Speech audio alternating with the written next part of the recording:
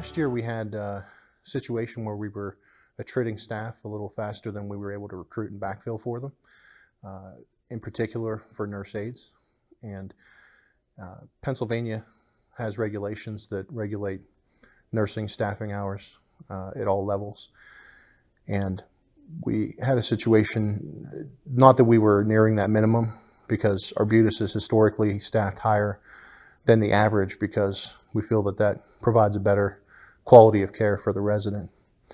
But we were lower than we typically would run, and it got to the point where our director of nursing, Brooke Patterson, who I think is the best in the business, came to members of the administration and shared her concerns and actually recommended that we halted admissions on one of our wings until we got our staffing situation kind of back where she was comfortable, where she knew that we were taking good quality care of the patients.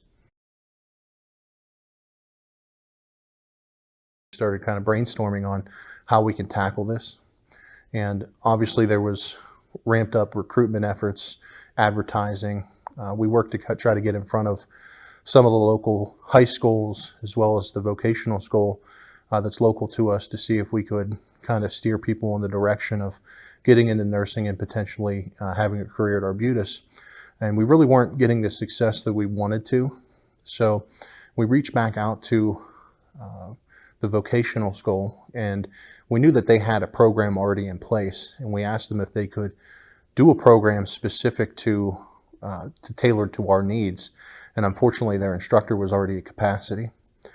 So we kind of went back to the drawing board and said, how can we, the aides aren't out there, so how can we help this issue for our community, not just Arbutus? And we decided that we approached the vocational school and said, if we provide an instructor, could we partner with you and use your training space? Which they were very receptive to and actually eager to, because it helps them if they have prospective students that can't fit into their classes, they could potentially steer them to ours. So we partnered with them. They already had a contract in place with another local facility to do the clinical part of the training. And we began to recruit people into these classes. It's been very successful thus far. We've had 3 classes.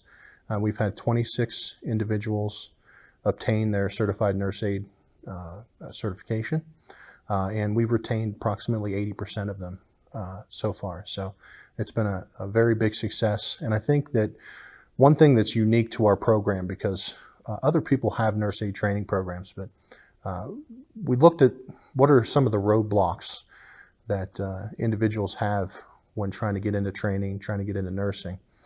And one of the big ones is, I can't afford it. So we go ahead and we're going to go ahead and pay for your classes. We're going to pay for your equipment. We're going to go ahead and pay for your testing and your certification when it comes time. And all we ask for you is to give us 1 year of service and as part of the commitment in the contract. And we're hopeful that within that year, you'll recognize that Arbutus is a great place to work and a place where you can have a career. And I think that's what's helped our retention rate. And the second part of that is that we have people who will come and say, I can't quit my day job to go back to training. So how do we tackle that roadblock? And we kind of brainstormed on that and decided that we're hiring these people up front, and we hire them before they even enter the training class.